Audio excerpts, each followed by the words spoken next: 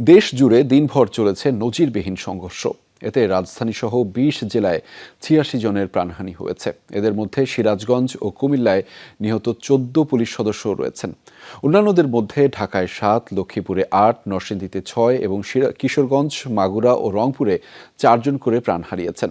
রাজনৈতিক পরিচয় বিবেচনায় নিহতের তালিকায় থাকাদের মধ্যে অন্তত ২২ জন আওয়ামী লীগ ও সহযোগী সংগঠনের নেতাকর্মী, বিএনপির ৫ জন, শিক্ষার্থী অন্তত ১২ জন ও বাকিরা সাধারণ আন্দোলনকারী।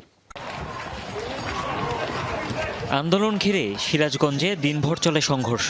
আন্দোলনকারী ও বিরোধীদের সংঘর্ষে নিহত হন রায়গঞ্জ স্বেচ্ছাসেবক লীগের সভাপতি আলামিন ও সাধারণ সম্পাদক গোলাম সারোয়ার।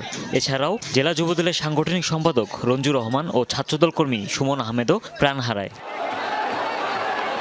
নরসিংদীর মাধবদীতে ঢাকা সিলেট মহাসড়ক অবরোধ করে আন্দোলনকারীরা। পৌরসভায় প্রবেশের চেষ্টা করলেই বিরোধীদের সাথে বাধে সংঘর্ষ।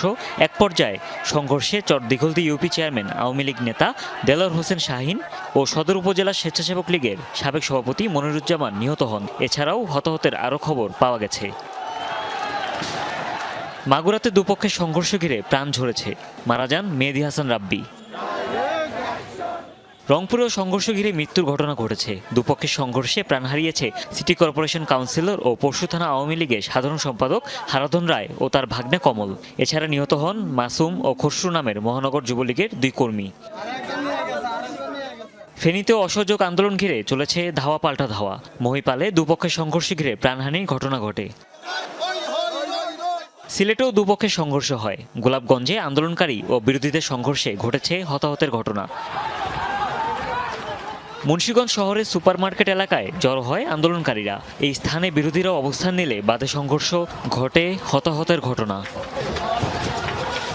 বরিশালের নথুল্লাবাদেও হয় দুপক্ষের সংঘর্ষ। ভাঙচুর করা হয় পানি সম্পদ প্রতিমন্ত্রী জাহিদ ফারুকের বাসভবনে। প্রাণ হারায় মহানগরীর ১২ নং ওয়ার্ড আওয়ামী লীগের সাবেক সভাপতি টুটুল চৌধুরী।